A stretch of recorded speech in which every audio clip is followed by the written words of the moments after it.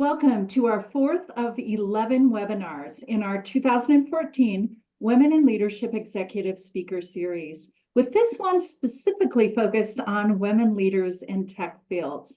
I'm Dr. Susan Madsen, founding director of the Utah Women in Leadership Project and also the Karen Haight Huntsman Endowed Professor of Leadership in the John M. Huntsman School of Business at Utah State University. And I'm the host today and will be the panel moderator as well. And this event furthers the mission of the Utah Women in Leadership Project, which is to strengthen the impact of Utah girls and women. And we serve Utah and its residents by first, producing relevant, trustworthy, and applicable research. Second, creating and gathering valuable resources. And third, convening trainings and events like this that inform, inspire, and ignite growth and change for all Utahns. And I would like to thank our sponsors, the Utah Education Network, UEN, the John M. Huntsman School of Business, and also USU Extension. So I want to jump right in and introduce both of my guests today. We're going to have a fun, lively conversation. I know these two, and they're lively people. I'm calling you lively people today. So there you go. So Cydni Tetro, let's start with you. And I love this bio. Is a 2023 Ernst & Young Entrepreneur of the Year, nationally renowned technology leader, record-breaking fundraiser, consumer visionary, and trailblazer for women in tech. And she raised, and this is my favorite, raised $118 million, the largest fundraise led by a woman in Silicon Slopes.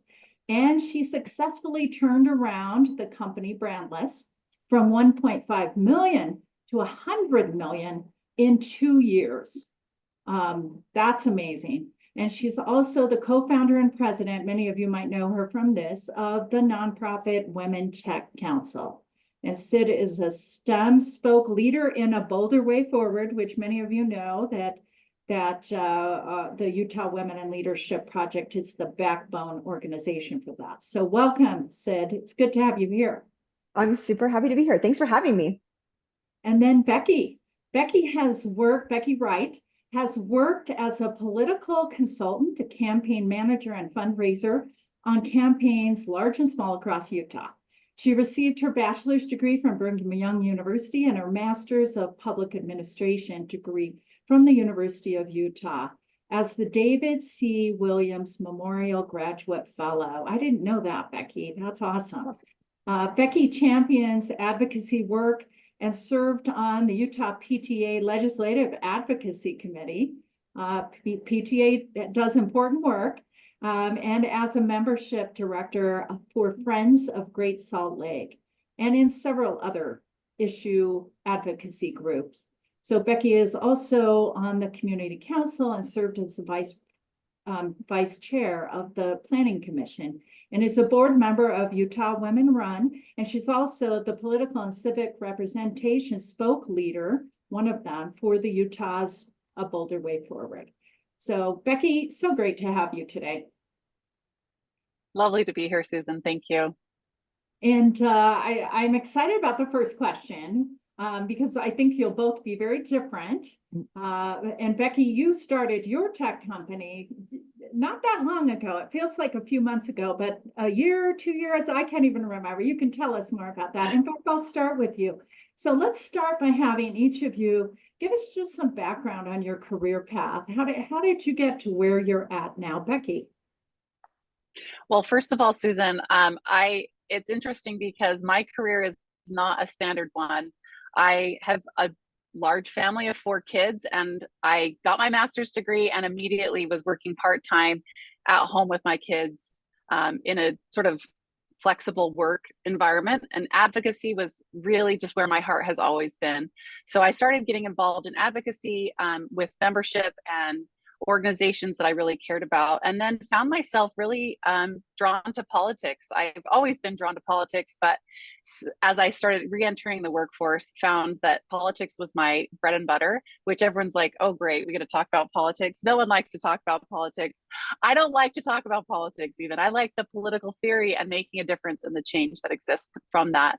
And then really just found that I was happened to have some skills that were really great in fundraising and different things, and found myself on a number of different campaigns, large and small, across the state, as you've heard. And as I worked on these campaigns, I kept getting frustrated by a lot of the situation, that I kept seeing inefficiencies. And I'd been in businesses, I'd been in working in different organizations where I found a lot of great success. And so seeing campaigns run sort of like with software that looks like your cousin built it in his basement 20 years ago was really frustrating for me. And so I just decided, you know what, technology is there to help us and to support us and to really level that playing field for people. And I jumped in, full force, both feet, You did. I and learned know. a I lot watched you. about this. So tech is, it feels really humbling to be on this panel about tech when my main experience has been in government policy and advocacy work as well. So this is sort of a different path to tech that I took here. But you were thinking there's got to be a better way. When you're actually in there doing the work, you're thinking there's got to be a better way. And I love that you leaned in and said, well, I'm the one that needs to make that better way forward. What I also love about you, both of you, is that so many women are so afraid, and I don't like it. I need to get better with it, of philanthropy or just raising money, talking about people giving us money. So you found that you actually enjoyed that, Becki? I mean, I would say, you know, the question that you get asked in an interview where someone says, what are you really good at, but you never want to do again? oh, That's fundraising, right? Like that's something where who really loves asking people for money? It's never a fun thing necessarily, but the value that comes when you can raise funds and then fund really important causes is obviously worth that time. And honestly, political fundraising is an area that needs a little bit of change. I would love to see some change happening there. And part of why I built my company is to give access to people who may not have access to those funds to run for office. It shouldn't take hundreds of thousands of dollars for people to run for office and to run a great campaign. And so I feel really passionately about, you know, lowering that barrier of entry and leveling the playing field for people who want to get involved. thank you so much. And Sid, you've got a story too, and you've got kids too, right? You've you know, we call our career something sometimes separate from our kids, but sometimes I think all of it, you know, we have this kind of bigger career. Anyway, would love to have you talk for a minute about your own career and how you got to where you are right now. Yeah, I think what Becki said at the beginning is true, is like there's no straight line. And I think our lives are intertwined, you know, for all of us in career and service and family, and how you bring those together. And there's many different pathways. I think the coolest part about tech is that you can embrace so many pathways, that you can come in and you can enter and you can make a difference. For me, my career, when I think about thematically where it's been grounded, has really been in innovation and scaling and growth. So when I think about things that I'm passionate about and really how I've centered myself, like how do you solve problems with technology and innovation that people care about? And then how do you make a difference by creating scale and growth on those? Because scale and growth is what allows you to hire people, creates economic impact.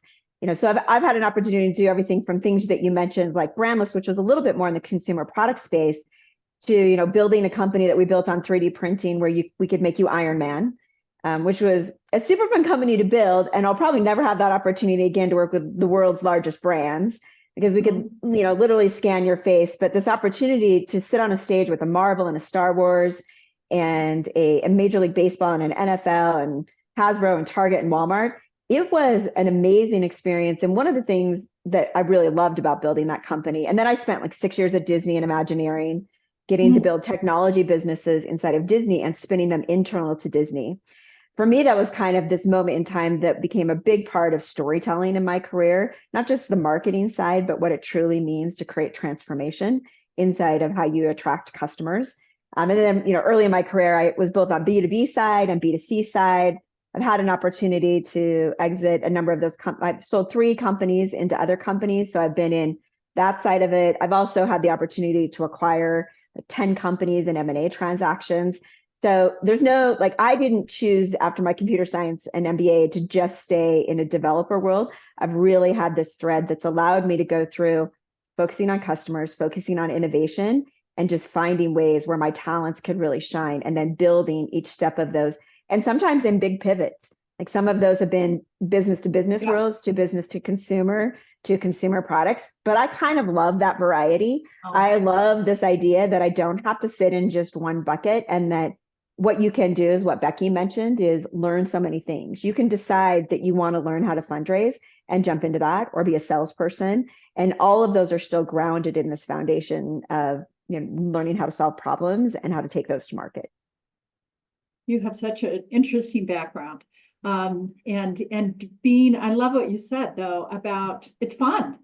I mean, sometimes it can be scary. I don't know. Did you ever get scary, or did you really, some people, when they look at challenges, kind of, in my first couple of books, I interviewed women governors and women university presidents, and they would smile when you said the word challenge, not, oh, woe is me. But you seem like you smile in the face of challenges.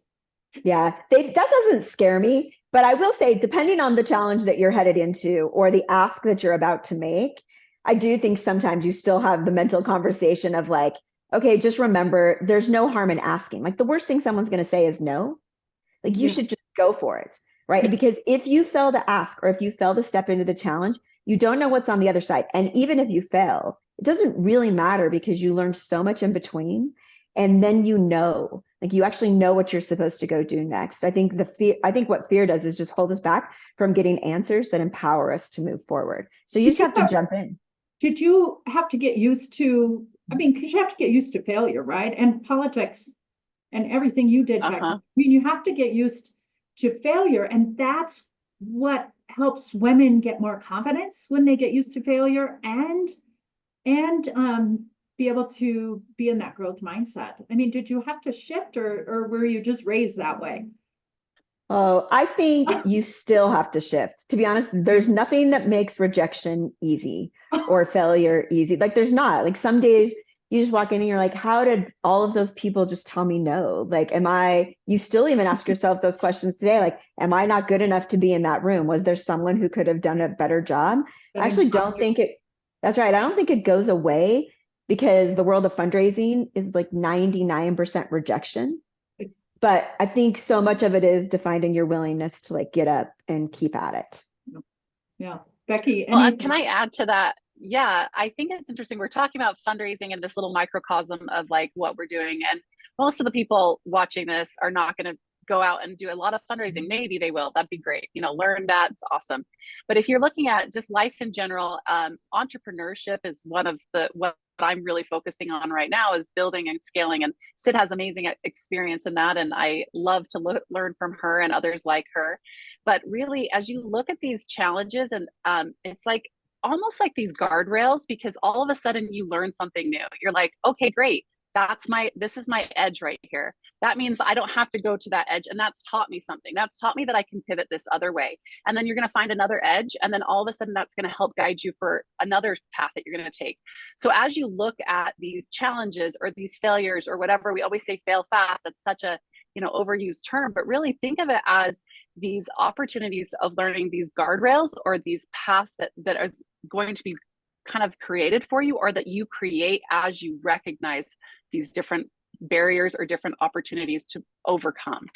So I love seeing it that way, instead of like, oh, I failed, I have to think about this, but like, oh, I just learned something new. I know now to pivot through this way.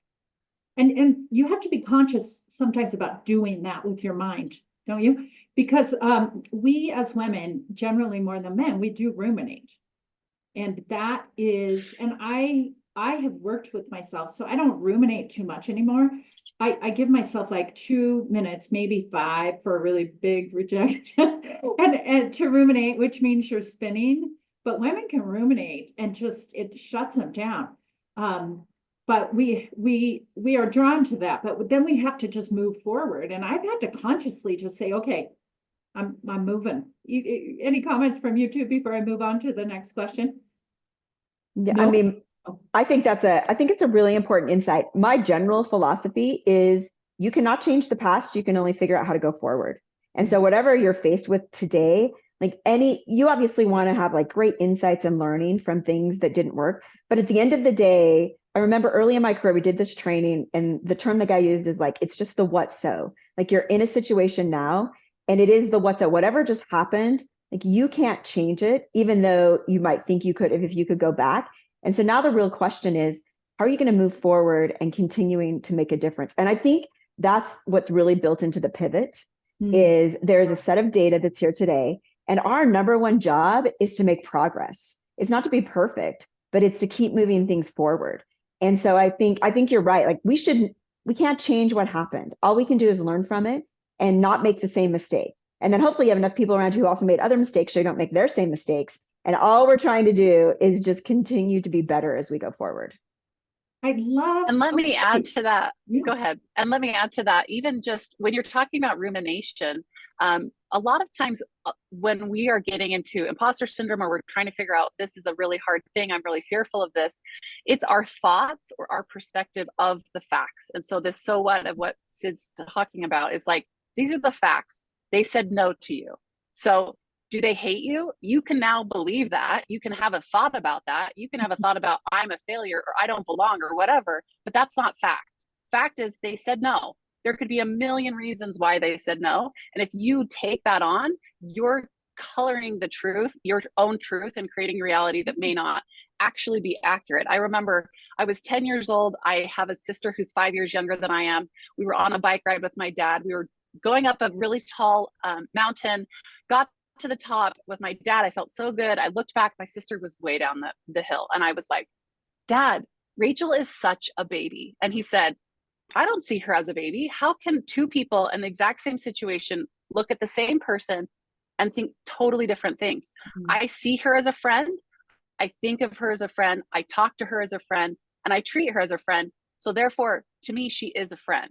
And he didn't have to say anything else. And even at 10 years old, I realized we have so much power over our perspective of the situation. And if we ruminate and say, I don't belong, I messed up, it was because of this, that we're wasting that energy when we should be pivoting, when we should be building, when we should be continuing to find the next path. I love this conversation. Totally didn't have these questions on my list, but I love the conversation. The question I want to ask both of you are sisters in this space that I'm in, right? I saw Sid a couple days ago or yesterday. I could have been, and I enjoy because we always talk, right? We support each other, and you two are just passionate about really helping lift women and girls overall. I think. Sid, you do a lot of your work in the STEM areas, which are so important and in different ways. Where did that come from? Was it always with you, or was there a turning point? Why are you so supportive in supporting other women, but also in our rising generation, really helping girls know that they have a voice and they should lean in and do whatever they want? Sid, let's go to you first, and then Becki. Yeah, I think that the thing that I realized early in my career is that community was such a vital part of my success and my ability to have different opportunities. And that I also ended up very early in my career feeling this responsibility that I could also give back. And that doors that were getting opened for me, I could in turn open doors for other people. I think my very first job as I came out of my undergrad, I had a group of people around me in my company that were really good at this, that they thought all of the time about those connections and those networks. And it kind of instilled in me this idea that you should always be about other people around you and how you make a difference for them. And then over the course of time, that parlayed from just like, how do I meet other CMOs and create a network of them? And I created really early on in my career, when I first became a CMO, like this network of all the other CMOs in the state. I'm like, I need to learn a bunch of stuff. How am I going to learn? Oh, I'm going to go create a community. Eventually, we merged it into the precursor to Silicon Slopes, Utah Tech Council. And then I found myself in this place where I was like, I know I'm one of the only women in the room, but we need more. And can I create this allyship between men and women and create a pathway there? And then 10 years ago, we created the SheTech program. Actually, I know there's a couple of the SheTech students who are in this conversation and listening in today, which is awesome. but for me, what I found is that, and what I believe firmly, is that when you've been given pathways, opportunities, and platforms, your number one job is to figure out how to give that back to other people and how let them have access to those platforms, because that's how you truly change lives and communities. Whatever you're passionate about, it doesn't matter, but it matters that you use what you've been given to lift other people. And for me, that's become the theme. And then this opportunity to take a next generation, like I really don't want the next generation of girls to be faced with the same challenges that I've been faced with. I feel like the barriers of my career have come later in my career versus earlier. But if we can increase more, oh, for sure, more of those opportunities for girls and then change the dynamics, we're going to completely change the world. 50% of our workforce basically are women. That means, and 70% of our school-age children in the state of Utah are coming from dual income families. That means that what we need is to empower those women, just like as Becki talked about in her pathway, wherever they're at in their career, to come in, make maximum contribution, and have maximum opportunity to make make interesting money for their families, because that's how you change communities and cultures. And for me, tech empowers everything. If you know anything about technology, you can take all of your ideas and you can create innovation and you can solve them in communities and the world. So that opportunity that I have to create a platform to use it, it empowers me every day, because it's not about me. It's about all of these people whose lives just get to be touched by that, and it makes a difference for them. And if we can do that and that becomes our legacy, it's not about us. It's about the things that we leave behind and how many people's lives we changed. Thank you. Oh, wow. That was such a profound answer, I have to say. I love it. But, and I had a question later on that was like, would you encourage other people to go down, be in your industry, which is tech? And of course, you're going to say yes, right? Yes, of course. I love everything about tech, so everyone should be there. Yeah, I love it. Becki, same question to you. Yeah, I love what Sid had to say about, this isn't all about you. And now I'm going to say something that may sound contrary. What if this is all about you learning more about who you are? I think that sounds kind of interesting, but I want you to sit with that for a minute. As you're going through these different pathways and you're thinking about, what am I saying yes to? What am I saying no to? How are we encouraging women? And looking back and saying, like, I'm learning more about Becki. Like, if I have a situation where I'm not bringing someone else along, I'm learning more about Becki. If I'm actually going through and trying to build my company and trying to, change lives, and I'm reaching back and I'm grabbing someone and I'm grabbing another woman and bringing her along with me, that's teaching Becki about Becki. So as we go through these difficult things and we're trying to figure out what's happening and where's this vision, you're actually learning so much about yourself and who you want to be. And I, like Sid, want to be someone who is at the forefront of empowering women and girls to see themselves as leaders, as change makers, as policy advocates, as tech advocates, as anything they really want to be. I grew up with 6 older brothers and I had a little sister, but I was kind of taught to pack light and to move quick, and that I could really do anything that they could do. We did a lot of sports in my family. We did a lot of camping, hiking, biking, you name it. And I never felt left behind. I never felt that I wasn't equal to the task. But I also know that my experience is not the same as so many other women out there who don't have the support, who don't have the encouragement and the expectation to show up 100% authentic to themselves. So when we understand that, we have a huge responsibility to look around and figure out who else needs to understand that. I was about the age of between 8 and 12 when I created our neighborhood's first girls club, complete with our butcher paper mission and charter and our handprint signatures. And it was so fun because even though I had these great boys around me and I was like I feel very comfortable in male dominated situations, I also felt that natural yearning toward that sisterhood that I wanted to have, and towards just amplifying us and our experience. So I feel super passionately about that. It's one of those things where it just is inherent in who I am, but I think it's teaching me who I am. So as those who are listening, think about, what can I do to be part of this? What can I do to encourage women and girls in tech and leadership and whatever it is? Think of it as how you act is actually teaching you more about who you are and what you value. And is that something that you want to value? Oh, thank you so much for that. That was an awesome question. You both did Awesome. And it's awesome. That's my word right now. So I'm going to split up. We're going to have about another 5 or 10 minutes, and then we'll start pulling questions in. So we'll be looking at the Q&A and chat, and I know there are a few questions in there already. So Sid, I'm going to go back to you because you said something that really, and I commented about some challenges are different later career, mid-career versus earlier. Do you mind expounding a little bit on that and highlighting a challenge or two that are good for us to know about? So I often get that question, right? What does it look like to be, in the minority in tech? So when I came out of my computer science degree, there were 3 women in my graduating class.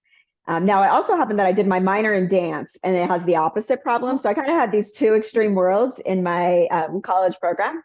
And even when I went to grad school, my MBA program, right, women were in the minority, but I never thought about it. So even when I was a minority in computer science, it didn't really cross my mind. And even my early career, I felt like I jumped straight into a very technical part of my career. I jumped into product management after that, and I was just like in the midst of it. And there weren't a ton of women around me, but I never really crossed my mind because I really felt like I was given opportunities. I had pathways. I was learning a ton. I mean, my first job that I took after my degree, I was traveling the world and doing advanced training to Fortune 100 companies, very technical training. But it was as I grew up in my career and I became more senior, and then I was looking for the more senior positions, and then I pathwayed into fundraising. Those both senior positions, and this is true in the data that we see today. It's the reason there's only 5% women executives in technology companies, because the barriers are greater the farther you get. And my reflection on that as I've gone through it is because the network dynamics are different. So for me, early in my career, there's lots of people who are hired in those early jobs and promotion into management. We start losing women in managerial positions, but in the executive ranks, because a lot of times as you build teams, you go to networks that you know, and there's fewer women in those networks, and there's fewer women in the trusted places. And then as you look for board seats or as you look for fundraising, I mean, no fundraising deal is done in a boardroom. Fundraising is done over years of relationships. It's done over trusted connections that give you their trust in order to say you should fund this person. It's given over experience. Well, those have been dominated in the male industry, like by our male colleagues, because that's how the world grew up. I mean, only 10% of the global wealth is held in the hands of women. Women do not sit in those positions of power. And so as you get more senior in your career, you actually become more acutely aware that you are faced with greater barriers when it comes to executive positions, more women around the table, how your voice is heard in those specific situations, how people judge your voice or your pitch, and whether it's just a senior leadership conversation or fundraising, it is definitely different. And I think that those are some of the interesting upfront. You didn't see you that can't initially. And was it people that pointed that out to you, or did you just start seeing that? Oh, you definitely start feeling it. Oh, okay. Like you start in this reflection of, okay, wait, same conversation just happened with me and another leader in the room, and the outcome for me versus them is different. Or, I have this one example that I often give when I think about those networks of relationships and how they're built, because I've been thinking about this for quite a while around how do you change networks of trust in order to change them for women in the executive ranks. And here's my one example, and I have no solve for this. So let's say I have 2 tickets to the Jazz game, and I'm going to call someone and I'm going to invite someone to the Jazz game. So who am I going to call, right? Just by nature of who I'm going to go spend time. And I only have 2 tickets, right? Chances are I'm going to call, I'll call one of you guys. I'm going to be like, come hang out with me. Now, my male colleagues are going to do the same thing. They're going to call one of their buddies and they're going to be like, hey, let's go to the game. They're actually never going to call me ever. And I'm actually never most likely going to call them and go to the game with them either. But you know what? The deal is done in those seats.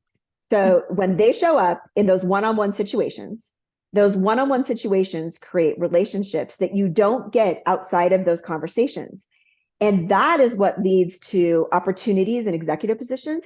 It's what leads to people tapping the shoulder of someone to go run something. It's what leads to all of those connections. And the world, it doesn't matter if you're sitting here in Utah or someone else, that one question of who do you take to the Jazz game is a very hard problem to solve.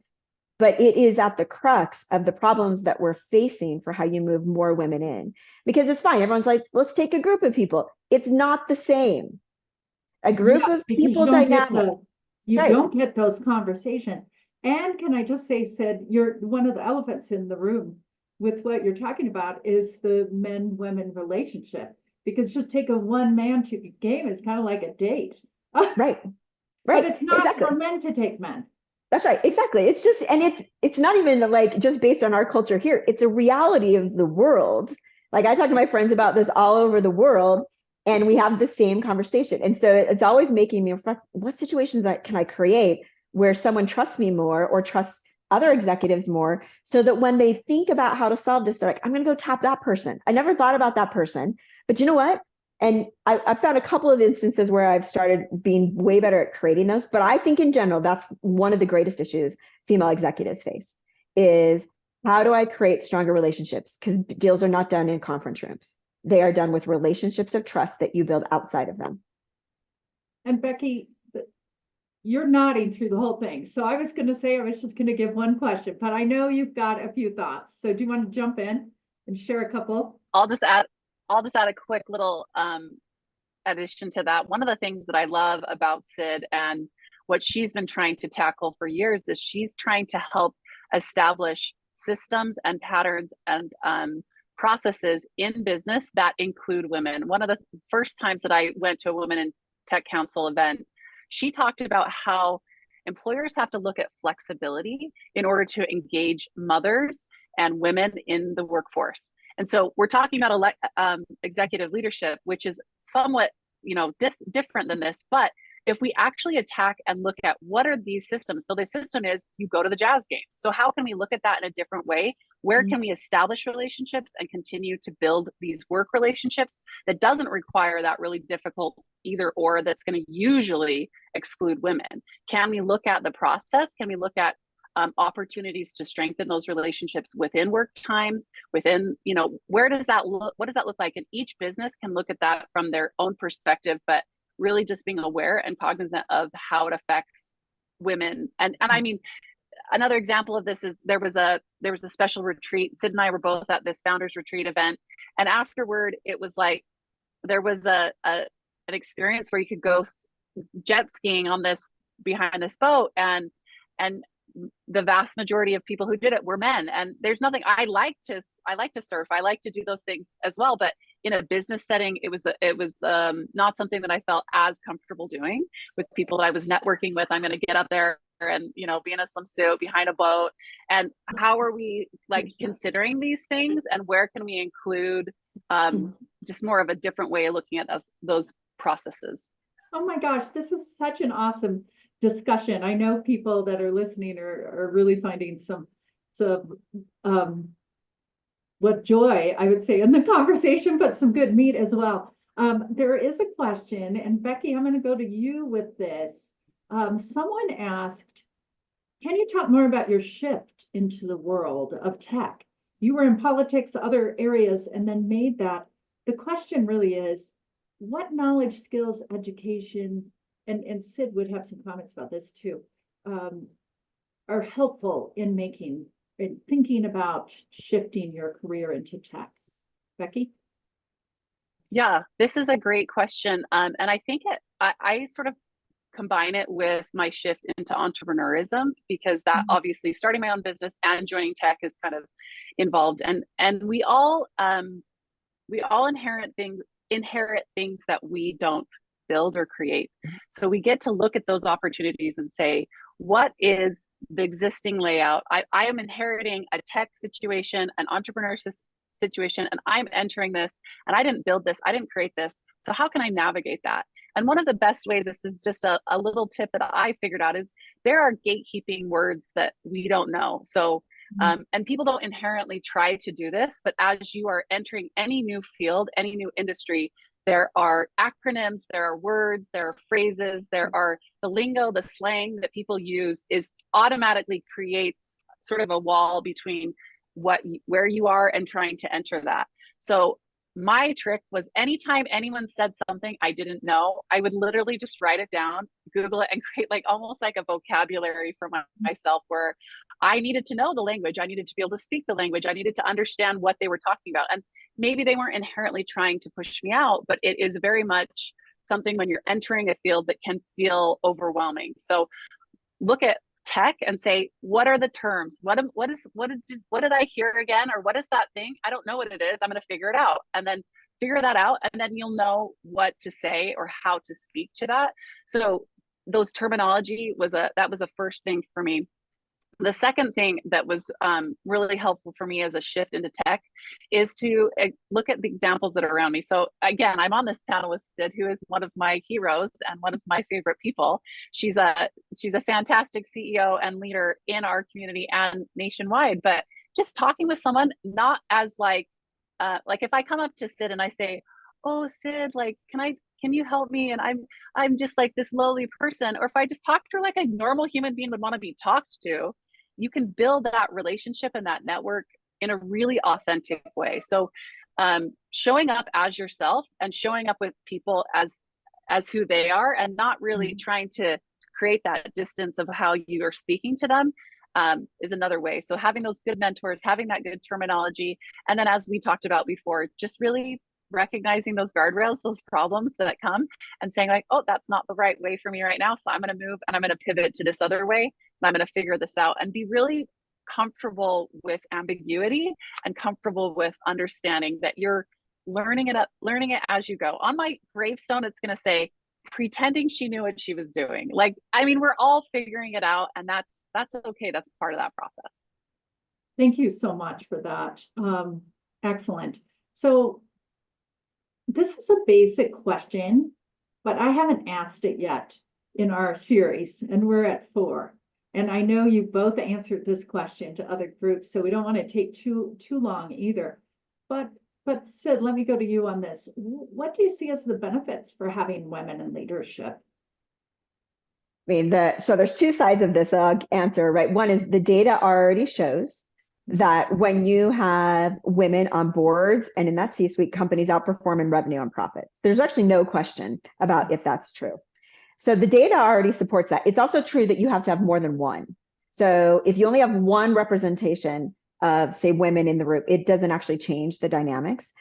But when you look at the world, the problems we're trying to solve, the communities that we're trying to create solutions for, come on, 50% of everything are women, right? Men and women are part of this solution. And what you need is diverse thinking so that you get different solutions to problems, so that there's that representation in how we think about it. I mean, one of the things we often talk about this actually in the AI world today, which is, are all the training systems, do they have a perspective of what the workforces look like, or what that data has looked like for decades coming in to train our systems?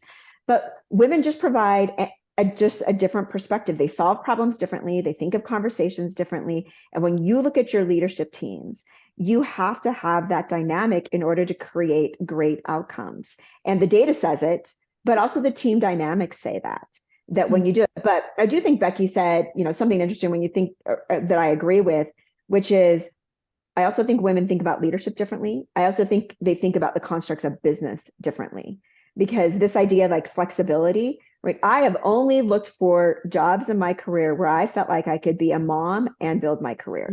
Yeah. I have also found that has meant I have said no or not pursued a lot of specific things that I did not believe would allow me to do both. Now, sometimes do I think that sacrificed maybe more lucrative jobs? I would actually tell you yes, but I wasn't willing to make the trade-off. And so I think it's all like woven into that. You need women on teams, and you mostly need them because it's going to be the only way we solve the world's problems, by having all of the thinking around the table. Thank you so much. Becki, I'm going to do this. I'm going to ask you a hard question. I've been wanting to ask this question to everybody thus far, but I've had to tiptoe a little bit. You've got to, just because of people's work situations or dynamics. But I'm just going to read it word for word. But I know you'll be great with this. And you can defer if you really are uncomfortable. But what do you think are the most, and Sid kind of got into this a little bit. What do you think are the most challenging power structures in Utah? and how women can navigate these in becoming leaders. So that's the one I haven't, but I'm feeling like this trio of us can maybe go a little bit deeper there. And then I'm going to go back to the questions. Yeah, I will, without offending anyone, I hope that this is said in full love and transparency, especially in the tech world. I mean, tech bros is a phrase for a reason, and there are. I feel like I'm preaching to the choir. I don't think that anyone on this panel or has this understanding that is different. That there are times where being asked to surf behind a boat at a thing or doing the things, like there's the bro culture, and you know what, I think that's great for the bros. Like, go for it, bros, that's awesome for you. But that really establishes some othering that is not necessary, that doesn't need to happen. So what are we doing about that? How are we identifying what's happening, and how can we then look at that in a different way? And especially as women in leadership and women in executive roles, we have to have a clearer picture. So I have a team building thing that's happening next week, and I thought through, what are we going to be doing? Are we going to be doing snowshoeing? Are we going to be doing top golf? Are we going to do like all these different things? And because of the makeup of my team, that fits. But the tech bros situation, where we're building events, culture, and growth in a way that is exclusive is one problem. Another problem that I don't think is existing structures that I don't think is necessarily inherent is that each of us create that perspective, as I talked about before. So there are facts that exist. There are facts that exist within our religious culture that that we cannot change, right? And a thought about those facts or perspective about those facts may have a very different way of viewing things than another different way. So in my mind and in my culture and my experience religiously, I have not felt oppressed. However, I do not neglect or discount women who have felt that way. And I think that in the situations that I've been part of, I can see that as being a problem for several women, either whether that is a perspective or a reality or all of those things that exist. That's definitely a power structure. And then lastly, it is politics. Politics is a big deal, and government is a big deal. And I know this is my space, so I'm gonna talk about it. But we have, I mean, Susan, you can even help me out with all of these statistics. But in Utah alone, we have about 20% of our elected leadership is female, and that is not at all representative of the state. It's not at all representative of anyone in the nation, and actually we're way below a lot of other states in the nation. And so having that, where men are making decisions at a legal standpoint, a government standpoint, that affects every single thing that we do. And if we don't have women with different perspectives, and I'm not going to have the same perspective as Sid or as you, Susan, we're all going to have unique and varied, perspectives, and yet we need that representation. And so we need more women running for office. We need more women ready to stand up and say, I am capable for this. I'm capable to do this. So I would say those three areas, thank you. Tech bros, religion, and potentially adds politics. So I'm going to share a quick example of something that goes along with what you two have said. And Sid, can you just look through, if you haven't already, and see if there's a nugget of a question that you would love to jump in? So I just want to share another example of like going golf or boating, whatever. So I was invited to, and a few other women, to an annual event in my area, and it was axe throwing. And the people that put it together, they were thinking it was fun. They were thinking it was good. It's not that some of these things come from a really bad, we just want the men there or whatever. But I think some people, we just don't think through it. And I don't think there was a woman that threw an axe. And, if I was 5 years younger, I probably would have. I like throwing axes. Sid and I are supposed to be throwing axes together, actually. No, but most women don't. And I would have 5 years ago. But things happen when you get my age. You two are younger than me. But generally speaking, you're not going to, I think there's just I think men are more open to thinking and learning and being thoughtful about the kinds of activities, at least many of them more. Mhm. But I do think a lot of times people don't think through those decisions. Anyway, just wanted to share that. That's another one of I those. agree. I think it's at the crux of it. A lot of times there is just a lack of awareness. It's the way that we've always done that. So people keep doing those things. And so they just continue them. And especially if you don't have any women on your teams, people just keep doing the same things because they're like, oh, it was great last year, keep doing that.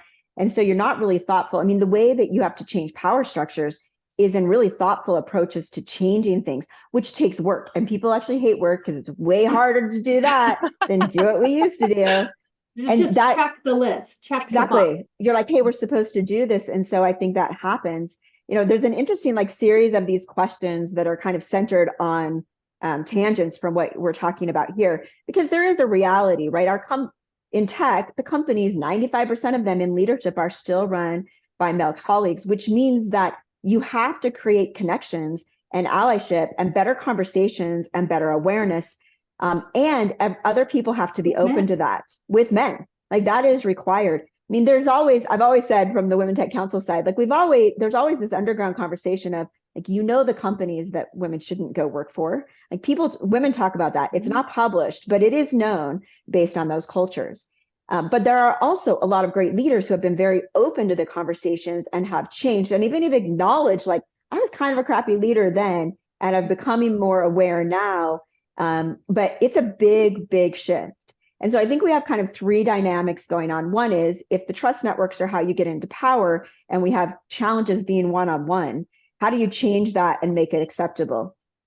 I mean, good thing my alarm's going off in my house. Oh, I can't hear it. Okay, good. For the first time in my entire career, 2 years ago, I went to get into a car with a male colleague of mine, and he said, I need you to sit in the back seat because I will not go with you in the front seat. That was the first time in my entire career. And I've been floored by that experience ever since then, because I do remember you know what, to be honest, I did not handle it like I would have, having thought about it now. But in that moment, I was shocked. Like it has never happened to me in my career. And I have traveled one-on-one with men all over the world. Right. And my husband's like, he has no issues. Like, that's just how my life is, whatever. But they really do exist. Like, I am always this advocate of like, if you're willing to take your male colleague as a male to lunch, you should take your female colleague to lunch and you should have those conversations. You just like, that is a construct of business. So I think there are very real realities about one-on-one that have to be changed no matter what. And then I think you have to have these allyship conversations where you have opportunities to share differences. Early on when I was raising money, I remember being in this room and I was like the product leader and I'm very technical. And the guys that we were pitching to assumed I was the secretary. And they directed every technical question to my male counterpart in the room, every question. And so much so that he also became aware of this dynamic. He got it. He got what was happening. And sometimes they don't. Well, and afterwards we talked about it. Because and to be honest, sometimes these things still happen. But I remember in this conversation post that meeting where he and I talked about it, and then Tom became a forever ally. Like Tom is more aware than any of my other friends. Like when we walk into a room, and he and I have now worked together at 4 different companies. And every time he is thoughtful about it and he is intentional. And those are the instances that we need. Like we need these places where we have these things where we can bring people into the conversation. We create these allies and we create change, because you need that awareness. We need the awareness of like, I'm not creating a survivor expedition every time I go on a retreat. Like that time out stopping, right? So like those are the things that we need, but it's more than that. It's the one-on-one situation. It's the events that we go to do. It's how you let people talk in meetings. It's how you create company culture that allows everyone with talent to show up around the table. And we haven't cracked the code on all of those. No. It's not consistent. And my biggest fear today is that as you have recessionary pressures where companies are now forced to go back into like financials, where we've been in a really growing economy, what it does is it forces everyone to go to ways they know how to lead. Well, the world has been run the same way for hundreds of years. And so what we've seen is this complete move to fully remote, completely back to fully in office. And those big swings are hurting women. Women are getting promoted 2 times less. They are leaving the workforce. They have not fully come back since some of the first female recession. But if we go back to the way we led for hundreds of years, which was not supporting women, we are not helping ourselves go forward. And that's one of the biggest risks we face, because people do what's easy. That's the problem. It's easy. Like, we know how to do that. We know the outcome. You have your brain, everything you just have. If we don't have policies and practices that change things, we go to that route. That's right. Yeah. And that is that's our risk right now. Is the thing that we need to change things for women are all these things that we're learning. There are these better allyships, there are these better conversations, there are these better awareness. But if we get stuck going back to the way we led teams, I call it the butts and seats model, forever without going to accountability, then we will not solve these problems, and we'll have the same conversation in 10 years, which would be a tragedy. Oh, wow. Yes. It's so important. Well, and can I add to that? I think that, I mean, we're looking at this from systemic perspective, and Sid has just given some great perspective on how to do that. But I also want us to bring us down into, like, what are we doing individual? What am I doing? What is Becki doing about this? And we can also go look and see, let's solve the problem here, but let's also prevent that problem from happening in the future. So what are you doing with younger men in your life? What are you doing to create allies for the future generation as well? So you're working on allyship in the workplace because you need that right now. Yes.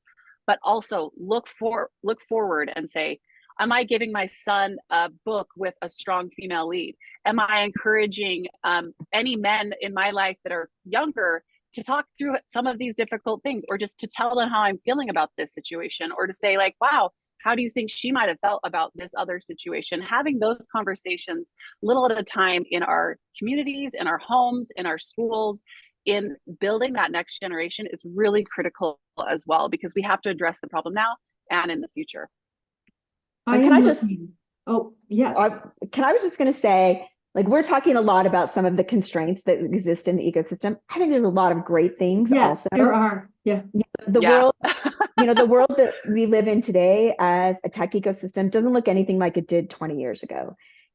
We've created an ecosystem where there's capital, where there's leadership, where there's great job opportunities. I mean, 20 years ago, if you wanted a great job, you really left the state. Today, we have an entire ecosystem of multi-billion-dollar public companies all the way down. Utah has become a very competitive place when it comes to salary, when it comes to leadership opportunities, when it comes to career growth. I think it's why so many people are moving back into the state. It's all, what's the stat? Like 30% of people moving back in the state are people who originally were born here and that are coming back. So we have an in-migration of original citizens, which is really cool. But it also tells you that we have a very competitive employment landscape. So that's really, really awesome, because there's opportunity here. I think we have a lot of people trying to do great things. We're one of the most collaborative networks on the face of the planet. I was at a dinner last night with a group out of Israel who is an investor group, and they've got a big footprint here now in Utah. And they do it because they see a culture that is based on education, it's based on family, it's based on good values and work ethic, and an ecosystem that is thriving. So we're talking about these complexities that we face. We're trying to highlight those because we're trying to change them, but it doesn't mean there's not a lot of great things. I built my entire career based here in Utah. Even when I worked for Disney, I lived here. And this is an amazing ecosystem with an amazing group of people there are times where I'm like, oh, I wish I still see barriers, but most of the time I think about it from an amazing group of a network that has helped me build a successful career, where I have found things that I could be good at, that I could excel, and where people have opened doors. And I think tech has become much more open. And I think there's an amazing opportunity for re-entering talent to come in, for talent to grow in that. And at the crux of it, as I was thinking as you guys were talking, and there's a ton of questions around, should I enter tech? What the coolest part and what we look for when we hire in tech is mindset and your problem solving capability and your ability to be curious and quickly be able to come up to speed. You don't need to know everything in tech. What you do have to do is have the confidence to come in and ask great questions, be a really quick learner, be okay with the speed of business, and just jump in to be a great problem solver. Like, I hire for creative problem solving. I can teach you anything else. But people who do great problem solving in tech become great accelerators of their career. And I think that's the thing you end up having to own to jump into the ecosystem. I'm so glad you brought that up. Our time is like almost done, and I have two quick questions for each of you. So to just really quick responses. And the first one is, both of you are co-leaders for Different Spokes on the Boulder Way Forward, which is a 7-year societal change movement, really to ensure that more Utah girls and women thrive in any setting. What do you think, Becki, is one or two of the most important things that need to be done in Utah to make this happen? And I know I'm leading right up to politics for you because you're a spokesman there. So one thing, and then over to you, Sid. Yeah, I've already spoken to this, so I don't want to beat a dead horse, but I will because I love it. We need more women in politics, and we need to encourage women and girls to see themselves as leaders in this area and in this arena. Obviously, politics is one of the areas where women are most scrutinized, and we can't ignore that fact. We can't ignore that women leaders are scrutinized, but specifically in politics. So what are we doing about that? What are you doing each day? So I'd ask you to consider that question and consider yourself just opening that door and thinking about who you know, or if you could be someone that could eventually just start small, start leading, and see yourself as a leader in politics. And you've got in your spoke lots of opportunities for people on the call to get involved, I'm sure. And Sid, and I'm going to come back to you, Becki, with one last question, and that is just prepping you. What would you recommend in terms of a book or something? Sid, over to you about Build Your Way Forward. You're on STEM, spoke leader on STEM. Yeah, I mean, for us, we have these metrics that go all the way from high school to the boardroom. And so we're really thinking about, these systemic changes that you have to make, not just inspiring girls to come in, but also the executive changes. I think the one thing that I want people to walk away with and knowing this is that tech really has a place for everyone. And I love Becki's pathway, that she came through advocacy, and then I remember when she was starting the company, and I'm like, yeah, you just go for it. It doesn't matter that you didn't come from a technical degree. Like, tech empowers everyone's passion. It allows you to take the problems you want to solve and create a solution for them. And so everyone should feel like you can step into a place and that what you bring to the table can create value. And so absolutely you can get involved, but I think it's so much more about the individual. Like, just know that you can come in and you can do something that makes a difference. And whatever you're passionate about, I can promise you tech is underneath it. And so the more you combine those two, the more change you will make. Oh, thank you so much. So seriously, 10 seconds each because we're at time. But what's one thing, Becki, that you would recommend, a book that you love or something? Who Not How by Dan Sullivan. It's very similar to what Sid was talking about. You hire for problem solving, you hire the person, and then you can teach certain skills. Thank you so much. And Sid. One of the books that I had my leadership team recently read was Adam Grant's book, Give and Take. Because I'm a big believer in understanding the dynamics of people, but that your job is to understand who you're working with and just be someone who's willing to give without expecting a return, because it's the right thing to do. Thank you so much to both of you, Sid and Becki, for your time today. This was such a fun conversation. We didn't even get to like 2/3 of the questions, but I loved where we went. And I loved we were able to work in some questions. Thanks so much for joining me today. Thanks for having us. Thank you so much. And to those of you listening, thanks for joining us today. One more thanks for our sponsors, the Utah Education Network, John M. Huntsman School of Business, and USU Extension for making this event possible.